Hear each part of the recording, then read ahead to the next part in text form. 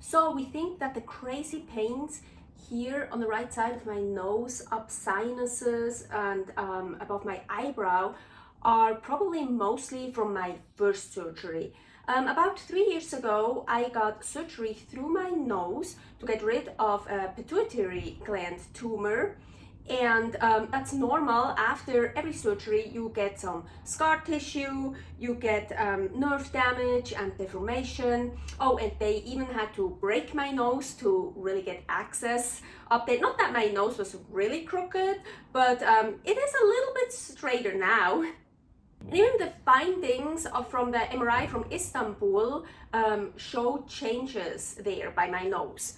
It says, changes related to previous surgery are observed in the nasal cavity, ethmoid cells, and the sphenoid sinus. And there is more about that surgery I had at UCSF about 3 years ago. So I thought the tumor came back, or it spread, because they told me now it's also on the carotid artery. But actually, no. At UCSF, they just missed that tumor. So it's a second tumor that just got treated now in Istanbul with gamma knife treatment. I had a checkup MRI done on April 27, 2023, and right away I sent that to my neurosurgeon that treated me at UCSF, and 6 months later, half a year later, he finally got back to me. Apparently, there is a second tumor they missed in the post-op MRI. My neurologist was already surprised that my post-op MRI showed 7 millimeters, and 2 years later it got to 9 millimeters. And the MRI that was made in Istanbul showed then 13 times 9.5 times 16 millimeters.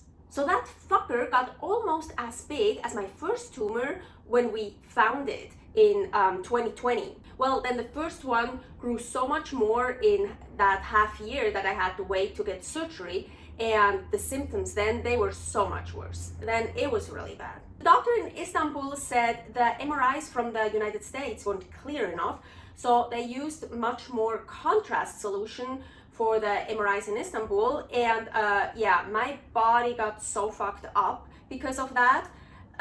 Here is the video for this. Well, I have to go back for a checkup MRI in December, and well, they already told me they're not gonna use that much solution anymore, it's not needed.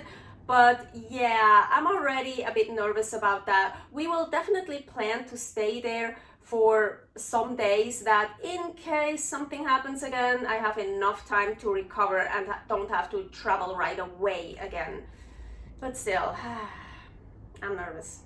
Anyways, after those 6 months, when the neurosurgeon from UCSF got back to me and he figured out we don't even have money for another MRI, he said, well, an extra MRI to figure out if I need treatment or not is not needed, because it's very clear I do need treatment again.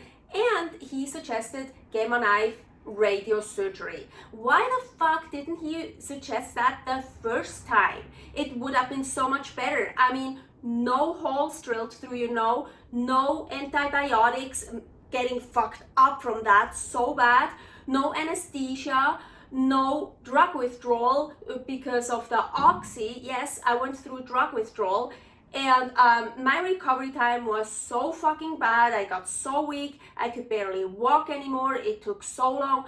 Why the fuck didn't they suggest Gamma Knife Radiosurgery the first time? About the cost, so for the surgery at UCSF, we paid $34,000, and I still have that's from that surgery. The Gamma Knife treatment in the US with all the MRIs and everything would probably cost $70,000. In Istanbul, we paid for everything together $4,800. 1 to 3 treatments is $4,000. 3 to 5 treatments is $4,500. The MRI was $250, and then I also got some blood work done and other stuff. So it came to $4,800, and included was also a driver, well, usually always another driver, picked us up even from the airport to go to the hotel, and then every time we had to go to the hospital, so from the hotel to the hospital back and forth, we got picked up. Even at the very end, when we wanted to take a bus from Istanbul to go to Fethiye, where I am right now, the driver drove us 1 hour to the bus station in Istanbul, and included in those $4,800 was also an interpreter. Ella, she's super cool. She spoke super fluent English, also other languages, and I got treated so well. I felt so comfortable.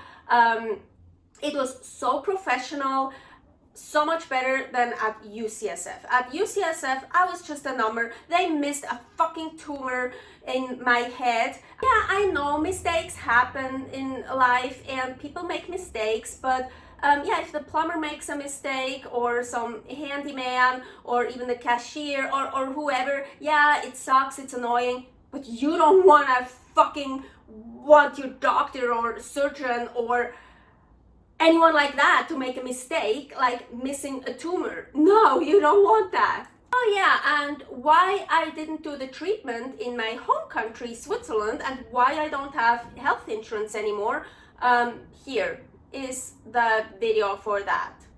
Even the money to get the treatment done in Istanbul, and with all the expenses that come with starting a nomad life, we didn't have.